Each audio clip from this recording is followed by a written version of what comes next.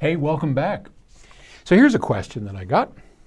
And if you have a question that you want to ask, go to eemians.com, EEMIANS.com, and there's a little form there. Just put your name in, ask the question, and I will answer it for you on the air. Paul, thank you for this series. Do you think that any information has been accurately passed down over the past 5,000 generations? That seems to me like a lot of time. Yeah, that's a lot of time. And as we talked in the last question, yeah, I think shards of this idea of, hey, we were here. We know that the Eemians were definitely there. There were easily 1 million of them, we guess. And you know, it's really hard to tell when it's 100,000 years ago, because most of what we know about ancient man comes from fewer than a handful of bones, sometimes nothing more than a thigh bone or a tooth. And from that, we build an entire human. Now, fortunately, from the Eemians, we have a bit more than that.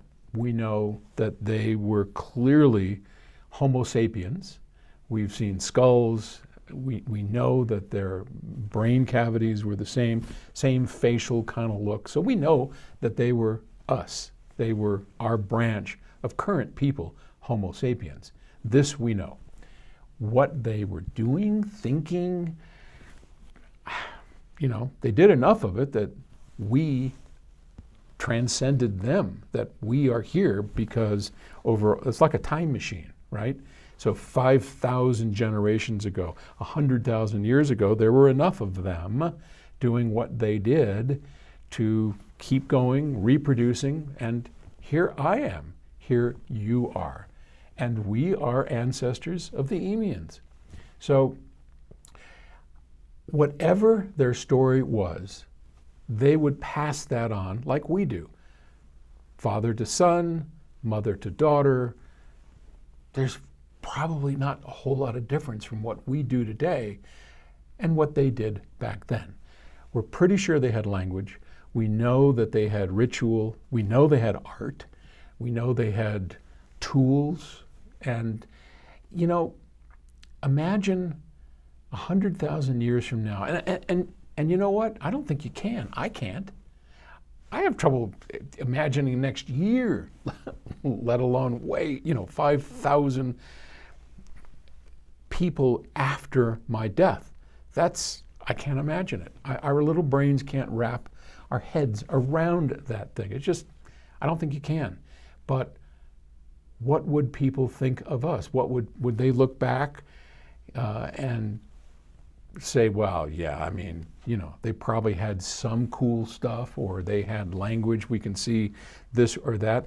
And you know, I've said before, what's interesting is the 12,000 years that we've been around, if you went forward, I don't know, some period of time to where everything was gone and we just turned into a layer of sediment, however long that takes,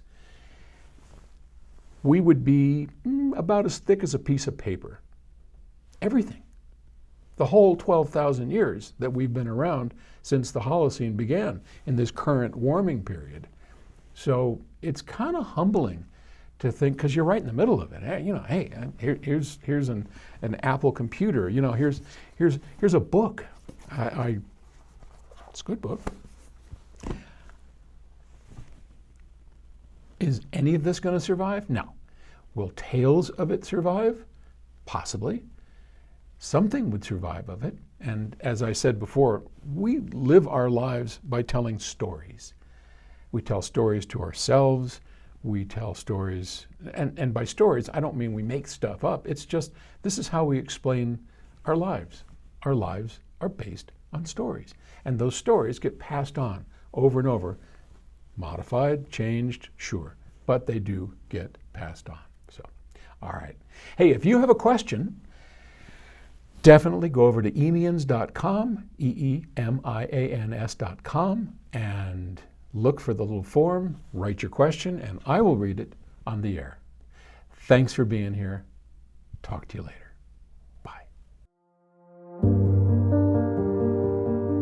you.